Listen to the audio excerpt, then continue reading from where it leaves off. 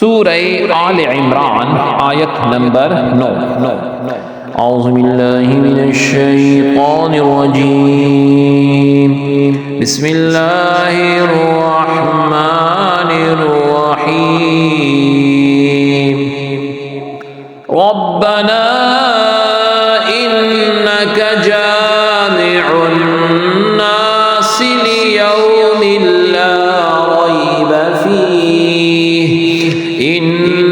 اللہ لا یخلف المیعاد۔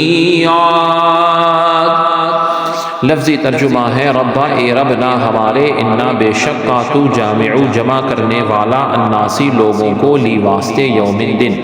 لا نہیں، ریبہ شک، فی میں ہی اس، انا بے شک اللہ اللہ رب العزت، لا نہیں، یخلف خلاف کرتا، المیعاد وعدہ۔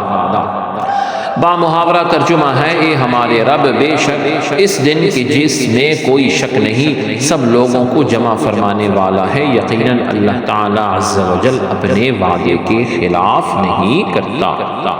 پچھلی آیت میں اور آیت کی تفسیر میں فرمایا گیا کہ پچھلی آیت میں ہدایت کی دعا مانگی گئی تھی کہ یا رب العالمین ایسی ہدایت عطا فرما جس کا خاتمہ ایمان پہ ہو، جس کا خاتمہ بھی ہدایت پر ہو۔ اور دوسری آیت میں اس دعا کے اگلے الفاظ کو بیان فرمایا گیا ہے کہ رب العالمین اے ہمارے رب بے شک تو جس دن لوگوں کو جمع فرمائے گا، جس دن کوئی شک نہیں ہے، یعنی ان اللہ لا یخلف المیعاد، بے شک اللہ رب العزت وعدہ خلافی نہیں کرتا،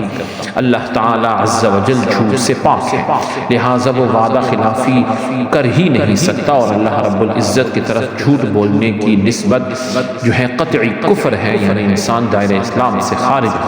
ہو سکتا ہے جو یہ کہے کہ اللہ رب العزت اس پر قادر ہے، جھوٹ بول سکتا ہے۔ اسی طرح جو ہے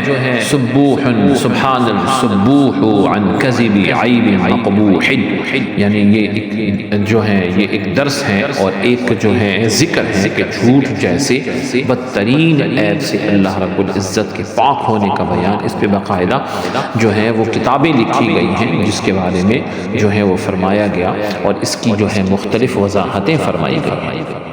رب العزت ہم سب کو دنیا اور آخرت کی کامیابیاں نصیب فرمائے۔ سبحانک اللہم و بحمدک، اشہد ان لا الہ الا انت، استغفرک و اتوب الیک، وصلی اللہ تعالی علی خیر خلقہ محمد وعلی آلہ و اصحابہ اجمعین برحمتک یا ارحم الراحمین۔